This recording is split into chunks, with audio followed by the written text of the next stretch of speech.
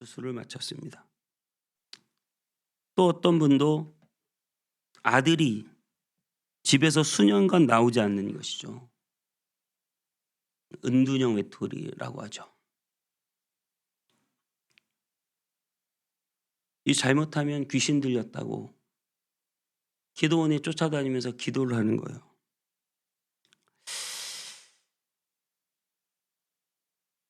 물론 그 아이들을 위해서 계속 기도하고 또 관계를 갖고 회복하고 그러면서 점점 그 아들이 다시 교회에 나오는 것을 제가 확인했습니다. 감사하죠. 그런데 기도원에 쫓아다니고 귀신 내쫓는다고 아들의 질병이 해결되는 게 아니거든요. 저는 진정으로 기적을 믿습니다. 여러분 기적을 믿으시기 바랍니다. 기도하면 병도 낫고 기도하면 귀신도 떠나가고 기도하면 하나님이 다 주세요. 사업도 잘 되게 하시고 물질도 주시고 집도 차도 다 주실 수 있다고 생각합니다. 그렇다고 내가 기도하고 아무것도 하지 않는다. 대학 가게 해달라고 기도하는데 놀고만 있는 아들을 보면 여러분 어떤 생각이 들 것 같으세요? 나는 기도했어. 나는 믿어. 근데 놀아. 하나님 해주실 거니까. 여러분 이것은 잘못됐다는 것을 우리가 쉽게 알 수 있으실 거예요. 몸이 아프면 병원에 가고 기도해요. 마음이 아파도 병원에 가고 기도하시고 하나님이 주신 일반 은총을 우리는 마음껏 이용하시기를 축복합니다. 이 일반 은총을 무시한 채 하나님의 기적만을 나타나기를 바라면 안 되는 것이죠. 이것을 오늘 예수님은 조금 더 심하게 이렇게 말씀하셨어요. 그것은 악하고 음란한 것이다. 마태복음 12장 38절 39절 오늘 본문에 서기관과 바리새인들이 예수님께 나와서 선생님 우리에게 표적 보여주시기를 원하나이다. 그때 예수께서 이렇게 말씀하셨어요. 악하고 음란한 세대가 표적을 구하나 선지자 요나의 표적밖에는 보일 표적이 없느니라. 저는 이 말씀을 묵상하고 제가 미라클 모닝에서도 설교를 한 적이 있는데 마음에 굉장히 강하게 다가왔어요. 요즘 우리는 믿음이 좋다고 할수록 기적이 일어난다면 하나님을 쉽게 믿을 수 있다고 하나님이 기적을 보여주시면 좋겠다고 그러다 보니까 자꾸 기적의 현장을 찾아다니고 교회 어디에서 기적이 나타난다. 병을 고친다. 아니면 예언을 한다. 그러면 거기를 쫓아가고 더 심하면 몇 년 전에 그런 게 좀 유행했었어요. 금리빨, 금가루 떨어진다. 그러면 거기에 뭔가 신비한 일들이 있다고 거기를 쫓아다닙니다. 여러분 하나님께서 하시면 무슨 가루든 떨어질 수 있습니다. 그런데 중요한 것은 왜 금리빨이 생겨야 되며 그러면 치과 의사들은 뭘 먹고 사며 왜 금가루가 떨어져야 되며 계속 금가루 떨어지면 금값이 어떻게 되겠어요? 여러분 그게 왜 생겨야 되냐는 거예요. 오늘날에도 기적이 일어날 수 있습니다. 하나님이 계시는 한 모든 것이 가능합니다. 그러나 중요한 것은 하나님이 왜 그 기적을 일으키시느냐. 하나님은 필요한 곳에 기적을 일으키십니다. 여러분 우리는 그것을 잘 알고 있어야 돼요. 하나님은 내가 내 자의로 내가 무조건 달라고 한다고 기적을 일으키시는 분이 아니라 하나님은 필요할 때 적절할 때 아니 적절한 것도 맞잖아요. 정확하게 하나님의 뜻에 따라 필요에 따라 기적이 일어날 수 있다고 하는 사실이죠. 성경에서는 두 시대에 집중적으로 기적이 일어났습니다. 우리가 잘 알듯이 예수 그리스도께서 가장 많은 기적을 일으키셨죠. 그리고 홍해 바다를 건너고 그리고 이집트를 출애굽할 때 이집트가 애굽이니까요. 출 이집트, 출 애굽할 때 10가지 재앙과 홍해가 갈라지는 기적과 어마어마한 기적이 있었어요. 그런데 그 두 시대마다 아주 중요한 이유가 있었죠. 그리고 그 두 시대 이후에는 정말 기적이 필요했던 초대교회 제자들은 전부 다 사자밥이 되거나 순교했습니다. 기적이 일어난다면, 그들의 믿음이 대단해서 기적이 계속 일어난다면 왜 그들은 사자밥이 되어야 했을까요? 왜 그들은 순교해야 했을까요? 홍해를 지나고 기적을 맛본 이스라엘 백성들이 왜 광야에서 목마르고 굶주리고 적들을 만나고 고통을 받아야 했을까요? 여러분, 기적은 하나님이 가장 필요할 때, 가장 정확한 때 우리에게 주시는 것임을 믿으시기 바랍니다. 믿음의 불모지였던 그 이집트 노예 생활하던 이스라엘, 그들을 구원하기 위하여 하나님이 기적을 주셨고, 대제사장과 바리새인들의 횡포, 그리고 로마의 압제 사이에 오신 예수 그리스도, 하나님의 아들이심을 보여주기 위해 우리에게 기적을 보여주신 거예요. 마태복음 9장에는 지붕을 뚫고 침상을 내린 중풍병자가 이야기가 나와요. 기억나시죠? 네, 지붕을 뚫고 침상을 내렸어요. 그 중풍병자가 있어요. 그러면 예수님이 기적을 그냥 보여주시면 되는데, 예수님이 거기서 뭐라고 말씀하셨느냐면 내 죄사함을 받았느니라. 먼저 이렇게 말씀하세요. 그랬더니 옆에서 바리새인들이 수근수근 대는 거야. 아니, 이 놈자는 안 붙였겠지만 이 사람 참남하다, 참남하다. 아주 신성모독이다. 자기가 무언데 죄를 사하느냐. 그때 예수님이 이렇게 말씀하십니다. 여러분 잘 생각해 보세요. 지금 중풍병자가 누워 있어요. 근데 예수님이 이렇게 말씀하세요. 너희는 그 사람에게 내 죄사함을 받았느니라 라는 말과 내 침상을 들고 일어나 걸어가라 라고 하는 말 중에 어느 것이 쉽겠느냐. 여러분 어떤 게 쉬울까요? 대답 좀 해보시죠. 이건. 네? 뭐가 쉬워요? 죄사함을 받았느니라, 내 침상을 들고 걸어가라. 뭐가 쉬워요? 침상을 들고 걸어가라 쉬워요? 그건 어렵죠. 못 들고 가면 어떡할 거예요? 아니, 중풍병자가 누워있는데 암 환자한테 네 암이 나았느니라 이 말이 쉬워요? 아니, 안 나았는데 안 나면 어떡할 거예요? 그 말은 어려워요. 근데 네 죄사함을 받았다, 이건 말로 너무 쉬운 거예요. 마음속에 있는 죄가 사함받았다는데 이게 뭐 드러나는 증거가 없잖아요. 그런데 이 말이 참이 되기 위해서, 내 죄사함을 받았느니라고 하는 이 말이 참이 진짜가 되기 위해서 예수님은 무엇을 행하셨어요? 기적. 내 침상을 들고 일어나 걸어가라. 무슨 말인지 아시겠어요? 예수님이 하나님의 아들이시고 예수님이 죄사함의 권세가 있다는 것을 보여주시기 위해서 오늘 이 침상을 들고 일어나 걸어가라고 하는 기적이 필요했다는 것입니다. 필요했다는 것이에요. 표적은 사인은 어떤 것을 드러내는 표시라는 뜻이에요.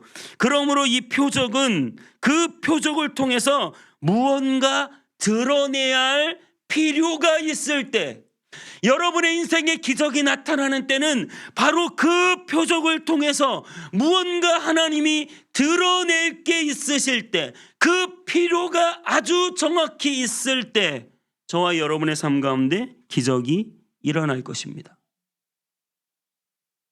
필요가 있다. 그러면 예수님이 왜 귀신을 내쫓는 일을 많이 하셨을까요? 요즘 목사님들 중에 귀신 내쫓는 분들은 거의 없잖아요. 그런데 그 마음에 그 사단의 세력을 물리치시는 그런 말씀의 선포가 오늘 이 자리에도 있는 줄 믿습니다. 모든 예배와 설교와 찬양과 기도 안에 있는 줄 믿습니다. 귀신은 떠나가고 있어요. 마귀는 떠나가고 있습니다.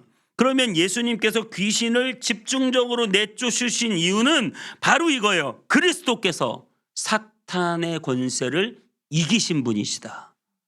이걸 드러내야 되는 거예요. 이거를 보여줄 필요가 있는 거예요. 예수님은 사탄의 권세를 이기신 하나님의 아들이십니다. 왜 그런 병들을 고치시고 죽은 자를 살리십니까? 왜요? 왜? 예수님은 우리의 죽음을 이기게 하시고 우리를 영원히 살게 하실 분입니다. 를 표시할, 드러낼 필요가 있는 것이죠. 왜 풍랑을 잠잠케 하시고 물 위를 걸으시고 오병이의 기적을 일으키셨습니까? 예수 그리스도께서는 온 세상 만물을 창조하시고 그 만물을 주관하시는 하나님 아들이심을 보여주기 위해서입니다. 물론 주님은 불쌍히 여기고 그래서 그들에게 기적을 행하시며 그들을 고쳐주셨습니다. 인간의 몸을 입고 인간의 연민을 느끼신 것이 사실이에요. 그것은 누구나 다 중요한 감정입니다. 하지만 예수님이 기적을 일으키신 결정적 이유는 단순히 연민이 아니라 예수님께서 마귀의 권세를 멸하시고 예수님께서 죽음을 이기시고 죽음의 권세를 멸하시고 예수님께서 온 세상을 창조하신 창조주이심을 보여주기 위해서 예수님이 하나님의 아들이시고 메시아시며 죄를 사하는 권세가 있음을 보이시기 위해서 특별한 기간에 특별한 기적들을 우리에게 일으켜 주셨다라고 하는 사실이에요. 단순히 기적을 위한 기적이 되면 모세는 홍해를 가르면서 홍해의 통행료를 받고 있을지 몰라요. 베드로는 물 위를 걸으며 그 쇼로 슈퍼스타가 되고 수많은 돈을 벌게 될지도 몰라요. 지금 이렇게 기적을 활용하려는 사람들이 특별히 유튜브에 많이 보이더라. 여러분 조심하셔야 됩니다. 정작 예수님은 가장 기적이 필요한 순간 언제입니까? 십자가를 지시고 걸어가실 때. 예수님이 십자가를 안 지실 수도 있잖아요. 너무나 고통스럽고 이 잔을 제발 옮겨달라고도 기도했어요. 그러면 내 임의로 내 사익을 위해 내 욕구를 위해 기적을 행하신다면 주님은 당장 십자가라도 없애버리셨을 거예요. 하지만 예수님은 그런 사적 이익을 위해 기적을 행하신 분이 아니시죠.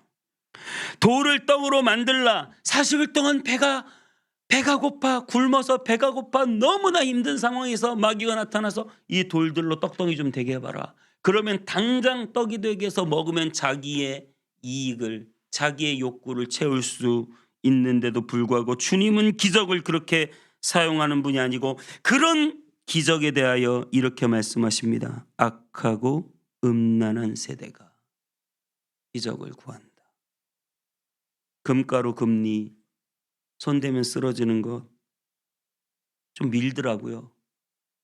저도 밀려봤어요. 여러분 그게 무슨 의미가 있을까요?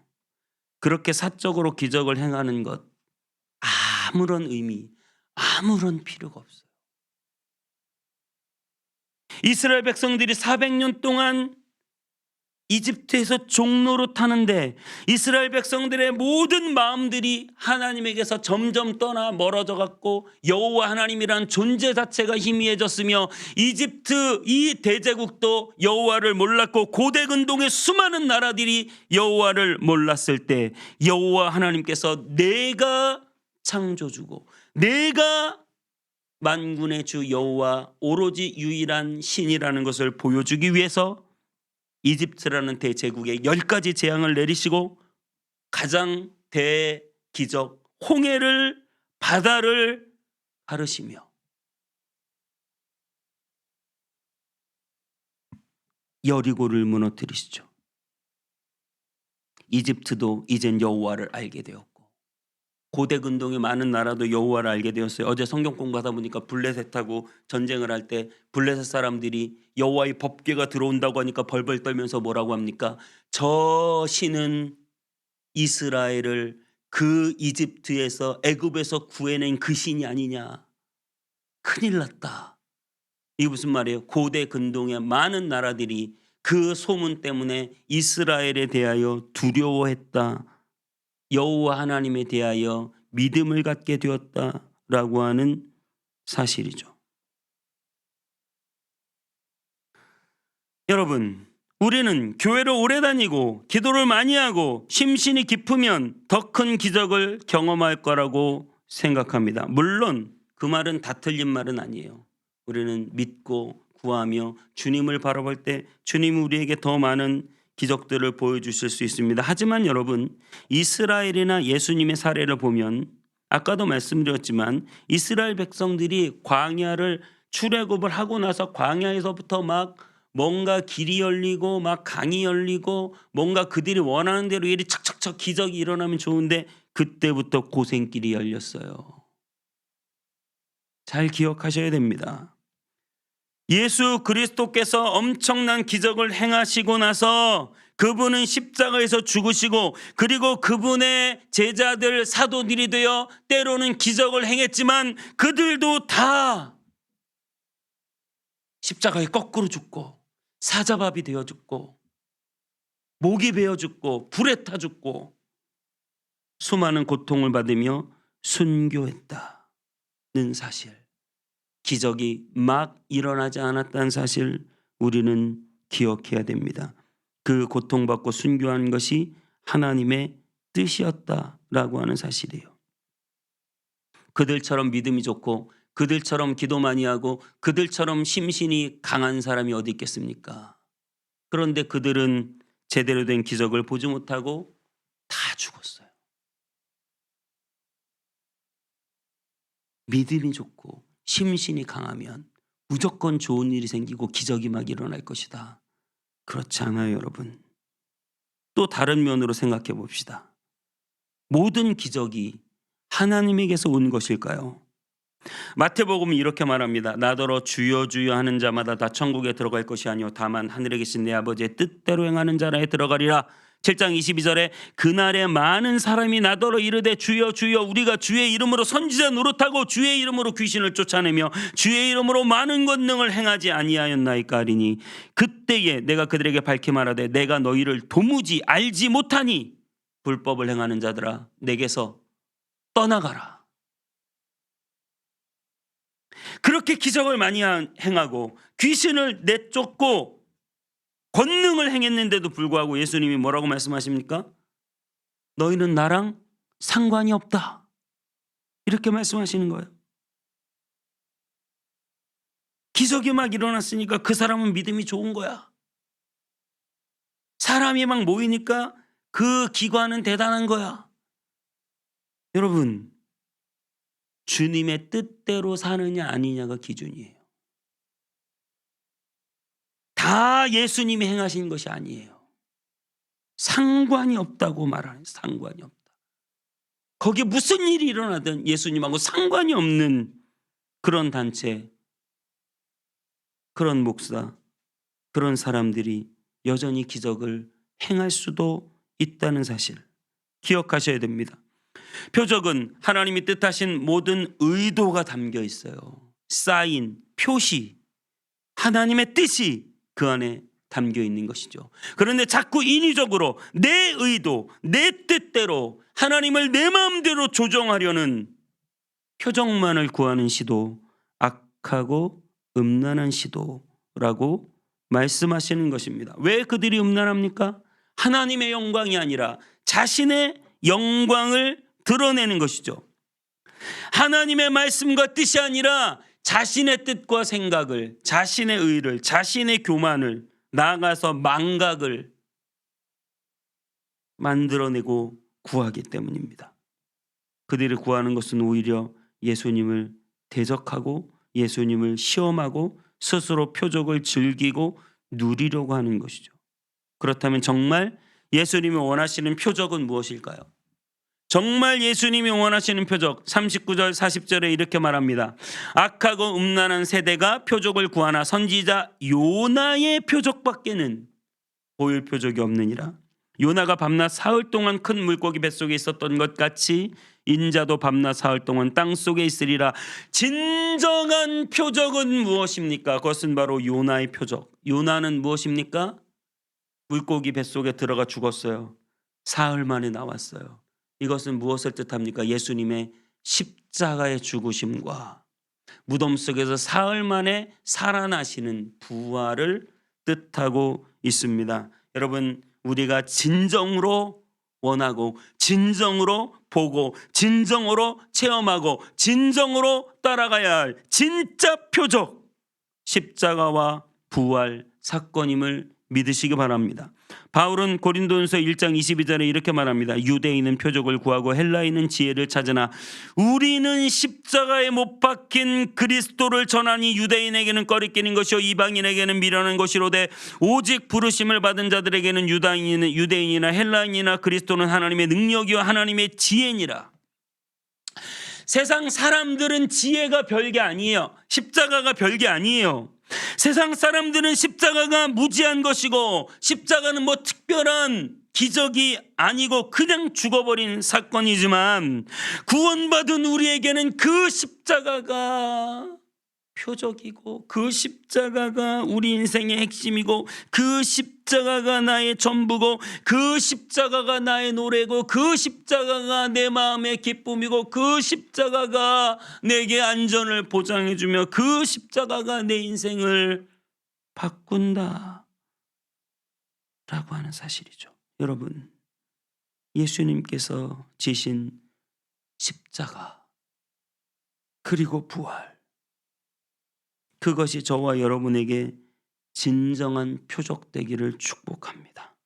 마음속에 그 십자가와 부활 사건을 새기시고 그 십자가와 부활 사건을 믿으시고 그 십자가와 부활로 내가 죄 용서받고 영원한 하나님의 나라의 백성이 되었고 영원히 살 길이 열렸으며 어마어마한 주님 나라의 상속자가 되었음을 믿으시기 바랍니다. 그리고 그 십자가를 마음에 품은 사람은 어떻게 됩니까? 자신의 죄에 대하여 깊은 자복이 있어요. 41절에 이렇게 말합니다. 심판 때 니느웨 사람들이 일어나 이 세대 사람을 정죄하리니 이는 그들이 요나의 전도를 듣고도 회개하였음이거니와. 지금 요나 얘기로 이 이야기의 플롯을 이어가는데 요나가요 니느웨라고 하는 아시리아죠. 사회책에 나오는 아시리아의 수도 니느웨라고 하는 성에 하룻길 전도했어요. 근데 그냥 너희들 다 회개하고 하나님 믿어야 돼 아니면 다 죽어 이렇게 그냥 회개하라고 딱 한 번 외쳤는데 모든 니느웨 사람들이 어린아이 때부터 아니 저 가축부터 신하 왕들까지 전부 다 죄를 뒤집어 쓰고 베옷을 입고 화로다 우리 망하게 되었다. 주님 하나님 여호와 하나님 우리의 죄를 용서해 주세요라고 모두가 다 회개하고 일어났어요. 어마어마한 회개운동. 여러분, 요나보다 더 큰 예수님이 회개하라고 외치고 있어요. 예수 그리스도께서 내 마음에 오시고 십자가가 나에게 실제가 되어 이제는 우리의 죄를 그 십자가 앞에 회개하고 이제는 그 죄악된 삶을 돌이키고 이제는 내 뜻이 아니라 주님 뜻대로 살아가며 이제는 더럽고 추악한 생활을 내려놓고 거룩하게 살아야 한다고 내 마음속에 회개를 외치고 있어요. 그런데 우리는 표적을 구하면서 정작 내 삶의 진정한 회개가 일어나지 않고 있다고 한다면 여러분 그 표적이 무슨 의미가 있습니까? 여러분 진짜 예수님이 원하시는 표적이 무엇이라고요? 바로 십자가를 믿고 회개하는 것, 회개운동 일어나는 것, 진실로 우리의 삶에서 돌이킴이 일어나는 것. 여러분 마음 가운데 십자가가 실제가 되고 그래서 여러분 가운데 진실로 회개가 일어나게 되기를 축복합니다. 인생 더 이상 이렇게 살면 안 돼요. 지금껏 우리가 죄 지으며 여지껏 망가진 삶을 살았어요. 이제는 회개하고 주님께 돌이켜야 합니다. 내 마음이 그러한 마음으로 변화돼야 돼요. 그것이 표적입니다. 그것이 예수님이 진짜 원하는 표적입니다. 그 회개가 우리의 인생을 진정으로 바꿀 수 있습니다. 여러분, 세 번째로는 무엇입니까? 그 십자가를 경험하고 진정한 회개를 한 사람들은 하나님의 말씀을 따라 삽니다. 말씀이 의무가 아니라 말씀을 사모하고 말씀을 사랑하고 말씀을 기뻐합니다. 말씀이 맛있어요. 주의 말씀의 맛이 내게 어찌 이렇게 단지요 내 입의 꿀보다 더합니다. 세상에서 가장 좋은 것이 말씀이고 즐거운 것이 말씀이고, 여러분 어때요? 유튜브로 설교 듣는 게 기뻐요? 재밌는 예능 영상 보는 게 기뻐요? 드라마 보는 게 기뻐요? 말씀 듣는 게 기뻐요? 마태복음 오늘 읽은 42절 말씀에 이렇게 말합니다. 심판 때에 남방 여왕이 일어나 이 세대 사람을 정죄하리니 이는 그가 솔로몬의 지혜로운 말을 들으려고 땅끝에서 왔음이오니와 솔로몬보다 더 큰 이가 여기 있느니라. 이 얼마나 예수님의 기가 막힌 말씀이에요. 솔로몬이 지혜롭다고, 그 말이 기가 막히다고 소문이 난 거예요. 그래가지고 남방의 한 여왕이 일어나가지고 엄청난 금은부화를 싸들고 먼 길을 돌아 솔로몬을 만나고 싶어가지고 그 지혜의 말을 듣고 싶어가지고 솔로몬을 찾아왔다는 거예요.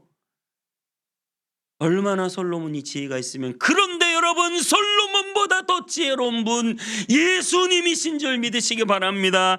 솔로몬보다 더 큰 지혜, 이 하나님의 말씀이 진정한 지혜임을 믿으시기 바랍니다. 지혜 있는 사람과 말을 하는 것이 얼마나 가치가 있는 일입니까? 워렌 버핏이라는 세계 최고의 투자가를 만나서 밥을 먹고 투자에 대한 조언을 듣는데 얼마 내는 줄 아세요? 밥 한 끼 먹는데 억대를 내요. 억을 낸다고요. 밥 한 끼 먹는데. 왜? 그 말이 귀하니까. 뭐 책에 다 써놓고 강의도 많이 했는데 그냥 그하고 만나가지고 밥 한 끼 먹으며 그 말을 들으려고 수억을 낸다고요. 예수 그리스도의 말씀이 여러분에게 어떤 가치가 있나요?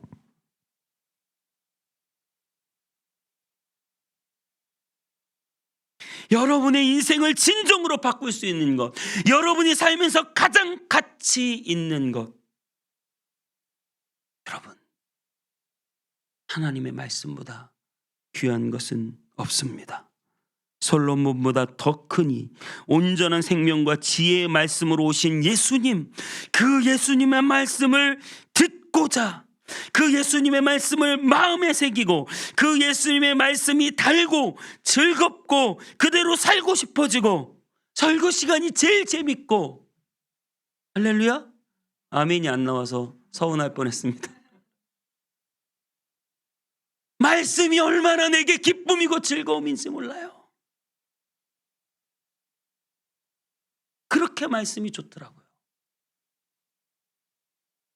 늘 저의 식사기도 앞에 주의 말씀의 맛이 내게 어찌 그리 단지요 내 입에 꿀보다 더하니이다. 하나님의 말씀이 이 밥보다 더 단 말씀 되게 해주십시오. 여러분, 마태복음 4장에 표적을 구하는 마귀가 나와요. 마귀가 표적을 구합니다. 예수님께 나와서 40일을 굶은 예수님께 이 돌들을 떡덩이가 되게, 그래서 너무 배고프잖아, 빨리 이 떡을 먹어. 그렇게 마귀가 말하자 예수님이 이렇게 말씀하십니다. 기록되었으되, 이것도 말씀이에요. 기록되었으되 사람이 떡으로만 살 것이 아니요 하나님의 입으로부터 나오는 모든 말씀으로 살 것이라 하였느니라. 아멘. 사람은 떡으로 사는 게 아닙니다. 여러분, 사람은 말씀으로 살아요. 여러분, 말씀 없으면 우리 다 죽어요. 말씀 없으면 우리는 다 기아에 헤매요. 말씀 없으면 우리는 다 고통을 당하고 어려움을 당하고 기진맥진하고, 여러분, 돈이 없고 밥이 떨어지고 쌀이 떨어졌다고 생각해 보세요. 얼마나 고통스러울지. 말씀 없으면요, 그거보다 더한 고통이 있어요. 왜 우리 인생이 꼬이고 갈등되고 힘들고 어렵고 방황하는지 생각해 보세요. 말씀을 떠나서 살기 때문에. 여러분, 표적보다 더 중요한 것, 그것은 바로 십자가입니다. 표적보다 더 중요한 것, 그것은 진실로 회개하는 것이고, 표적보다 더 중요한 것은 말씀을 듣는 것입니다. 예수님은 모든 표적을 통하여 제자들이 십자가를 믿고 기다리고 제자들이 진심으로 회개하며 제자들이 예수님의 말씀을 하나님의 아들의 말로 믿고 따르기 위하여 표적을 보여주셨습니다. 예수님은 그 심령이 회개하기를 원하시고 말씀을 따라 살기를 원하시고 십자가를 새기기를 원하시죠. 여러분, 한국교회 많이 부흥했습니다. 기적도 있었습니다. 하지만 표적이 다가 아니에요. 진정한 한국교회 표적은 핍박 속에서도 하나님의 말씀을 지키고 전하고 회개하고 십자가를 믿고 말씀을 사모하여, 말씀을 얼마나 사모했는지, 그죠? 익스플로 74 대회할 때요, 여의도 광장에 각 시골에서, 전라도, 경상도 각 시골에서, 그때는요 식당 이런 게 없잖아요. 솥을 싸들고 쌀가마니를 소에 싣고 솥을 싸들고 여의도 광장에 모여서 일주일 동안 말씀을 들으면서 거기서 밥해 먹으며 말씀을 들었어요. 얼마나 말씀을 사모했는지.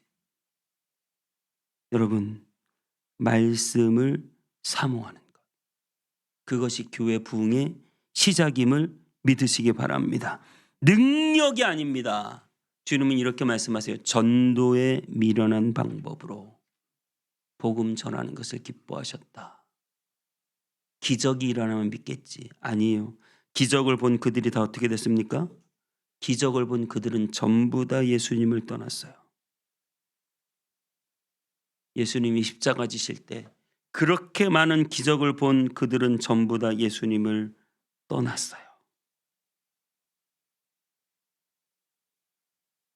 여러분, 제가 이 설교한다고 그러면 기적을 아예 기대를 하지 말아야 되겠다. 여러분, 그건 아니에요. 하나님은 우리의 삶 가운데 오늘도 기적을 베풀어 주시는 줄 믿습니다. 하나님은, 생각해 보세요. 제가 개척한 것도 기적이고 여러분을 만난 것도 기적이고 집이 이사한 것도 기적이고 모든 게 다 기적인데, 몸이 아플 때 주님은 우리의 기도를 들으셔서 고치시고, 정신적 문제가 있어도 주님은 우리의 기도를 들으셔서 고쳐주시고 역사하시는데, 중요한 것은 그 표적만을 구하고 표적만을 따라다니고 표적만을 구하는, 그래서 내 뜻대로 표적을 사용하려고 하는 악하고 음란한 것이 되어서는 안 된다라고 하는 사실을 기억하시기를 바라는 것이죠. 제가 한 가지 생각하는 것은 표적을 구하는 쪽에는 틀림없이 희한하게도 동일하게 말씀이 없어요. 목사님 설교 다 하던데요? 네, 설교해요. 제가 유튜브로 그런 설교를 가만히 들어보면 오늘 제가 본문을 쭉 읽고 그 본문에 관하여 집중적으로 말씀을 나누는 것 같은 말씀이 없고 그냥 말씀이 없어요. 정말 세상 얘기만 하든가 아니면 정말 단순한 말만 반복하든가, 말씀을 주의하고 해석하고 그것을 성도들의 삶과 연결시켜서 설교해주는 말씀은 없고 표적만을 구하더라.